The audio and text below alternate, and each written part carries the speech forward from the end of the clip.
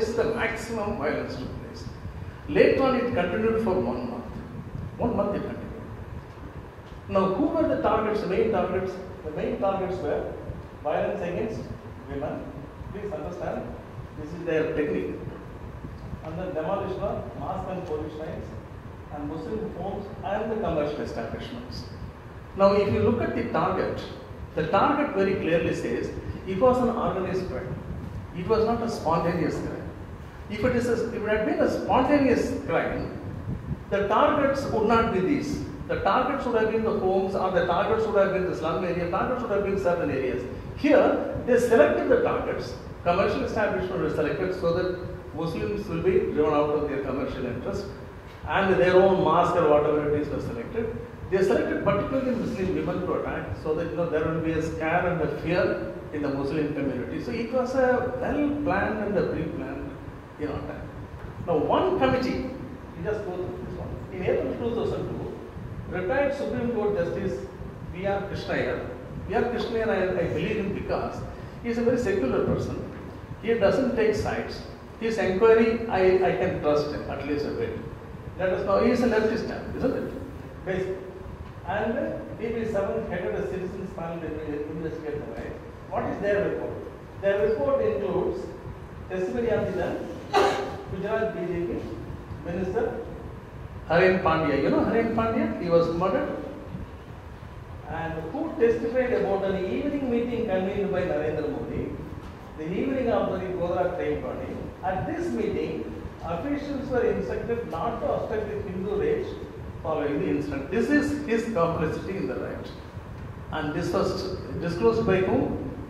Haren Pandya. Who is Haren Pandya? He was a BJP minister and who was at loggerheads with Modi. Remember, this has not come from Congress, and these charges have not come from other party, his own party. This is precisely now the IPS officer, but he is saying there was a meeting, and in that meeting, it was given instruction that the Hindu race should not be, controlled. You have to go ahead and do it. In the last observation, where did the apex court say Modi is clean? Did it say Modi is clean? All that the apex court said was, let the trial take place in the trial court. But look how Modi changed it. How he changed it? He made it a victory. He told the people of Gujarat that the Supreme Court now has given him clean chit. And he started Sadbhavana, the fast, 3 days fast, communal, armory or whatever it is. He is a person who can really make you believe that white is black and black is white. You understand history?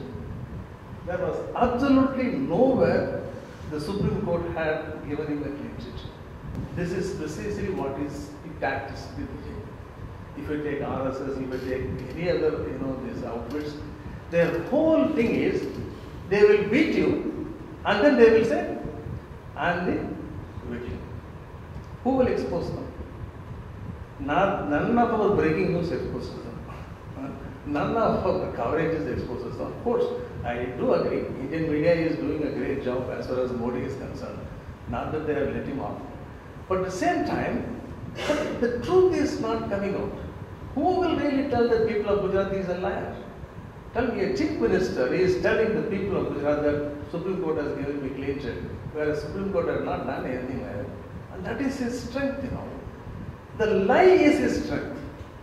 If you really want to do about good stories on Gujarat, or a good story on people who really manipulate their life and try to present lie as a truth, you have to dig into the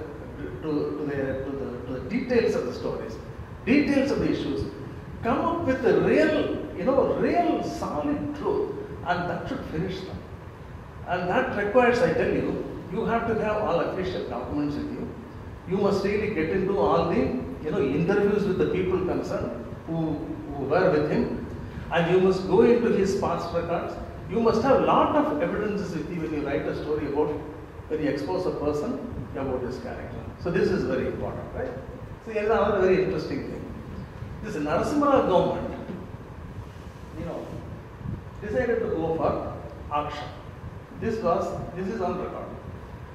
Because at that particular period of economic liberalization, auction was the mantra. The government wanted to go for auction. But who changed it? NDA government changed it. When NDA government came, they said we should not go for auction. We should now go for first come first serve based. We should go for that type of system. The reason what they gave was, in a way it is correct also, in a way it is wrong also. If it is used strongly, it is wrong. What was the reason they gave was that in a rollout stage, when you roll out a particular new technology into India or into the country, if you put auction as a method, it will be too costly and people will not be able to access to it. Remember, when the cell phones were introduced, one call was costing 9 rupees. I'm talking about 12 years back, or even when the cell phone came first. And not only that, if you call me, I have to pay also. You see, it was very costly. So to bring down the cost, they thought that the rollout would be the best. This is how they argued, but their intention was different. So who was the first minister who came? Pramod Mahajan. So Pramod Mahajan started it. He is the first person who started it. I have covered Pramod Mahajan very closely. Many times I have gone to his house also. And idea, all these things, he only gave the license.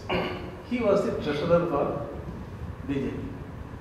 Normally, the treasurers of the party take 50% into the party account, and 50% goes where?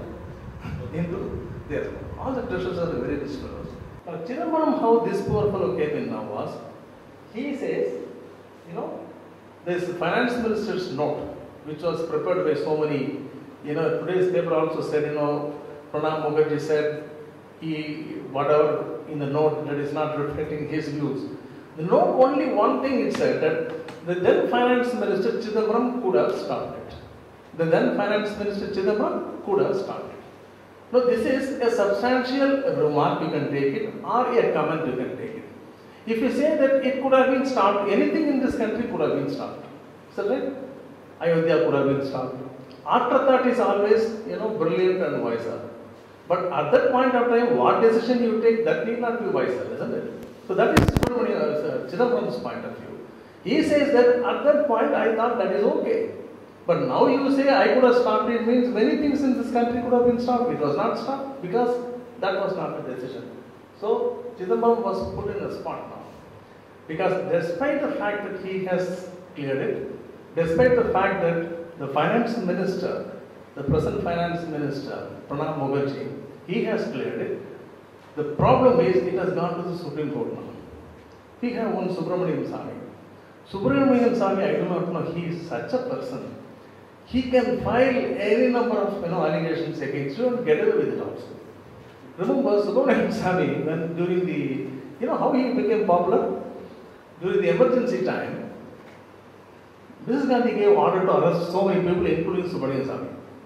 So Subramaniam Swamy was in the list of, police wanted list. And there was one parliament session that was going on.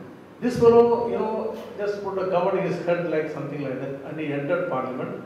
He raised a question in parliament, and then they didn't know that Subramaniam Swamy has come in. And somebody said, who is this gentleman, not Subramaniam Swamy? And finally he ran away and he escaped from the country itself.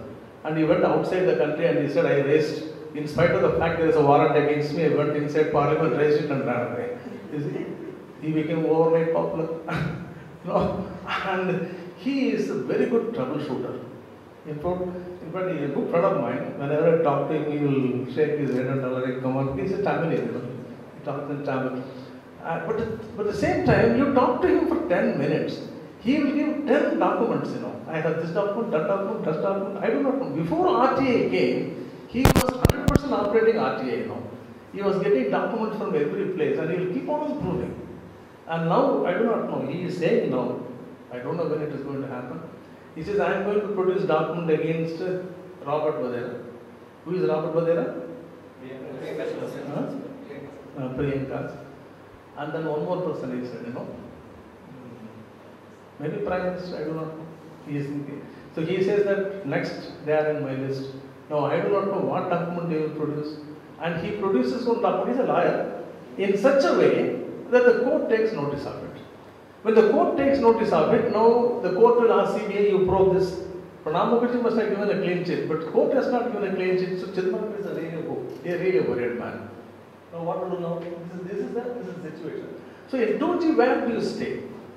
Please understand, in this country, don't think they are raising the issue for nothing. They are raising the issue keeping 2014 in their mind. All of you get the point? 2014, what is coming? General election is coming. If Modi is going on fast, he is a very good eater, but then he wants to go on fast means, why he is going on fast? Because 2014. Similarly, 2G is now blown out of proportion. Why? It is because again, 2014. 2014 is the mantra now. Now, who is going to form the next government? That is a real problem. I really feel sorry for Sonia Gandhi. Poor woman, she is trying her best to keep this Congress party together, all these, various mavericks together, and all the coalition partners together. She has done, to be very frank with you, she has done an excellent job so far. But now things are going out of her hand also. At least she solved the problem between Pranab Mukherjee and Chidambaram.